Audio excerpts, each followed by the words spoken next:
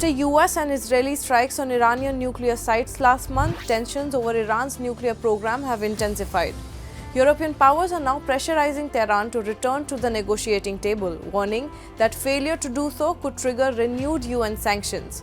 As per reports, Iran has agreed to meet the European powers in Istanbul this week for fresh nuclear talks.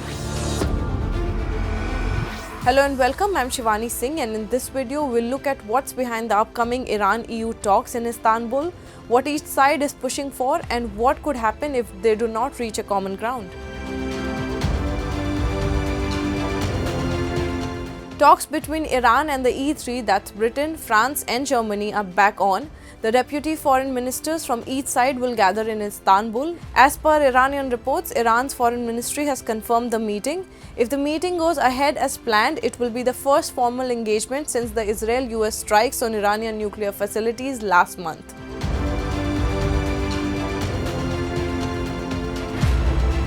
In recent weeks, European officials have stated that if negotiations don't move forward, they are prepared to trigger the Snapback mechanism and restore UN sanctions by August. Our joint policy that Iran must never come into possession of a nuclear weapon. This is particularly concerning for us as the E3 group, together with the United Kingdom, especially in these weeks. Therefore, we remain committed to this goal and continue to seek a diplomatic solution.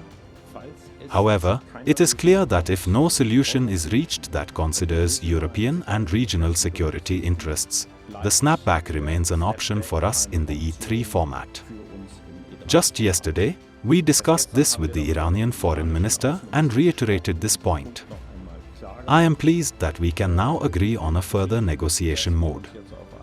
But this is linked with our clear expectation that we will quickly achieve concrete results. This is necessary.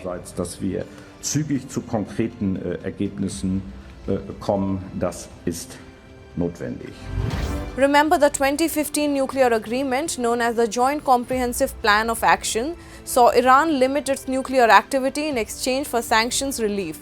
The US walked out in 2018. Since then, the remaining signatories, China, Russia, and the European countries involved, have been working to keep the agreement alive. Iran has pushed back at the threat of renewed sanctions, calling European approach unconstructive and urging the EU to abandon what it described as outdated policies of threat and pressure. If EU want to have a role, they should act responsibly and put aside the worn-out policies of threat and pressure, including the snapback, for which they lack absolutely no moral and legal ground. Iran has already held 5 rounds of indirect talks with the US mediated by Oman, but key issues remain unresolved, especially around uranium enrichment levels. Western nations want Iran to scale back and prevent any weaponization at risk. Iran says its program is strictly civilian. The Istanbul meeting comes at a critical point in the stalled negotiations. European powers have said if no progress is made by August, they will move to reimpose UN sanctions using the snapback mechanism.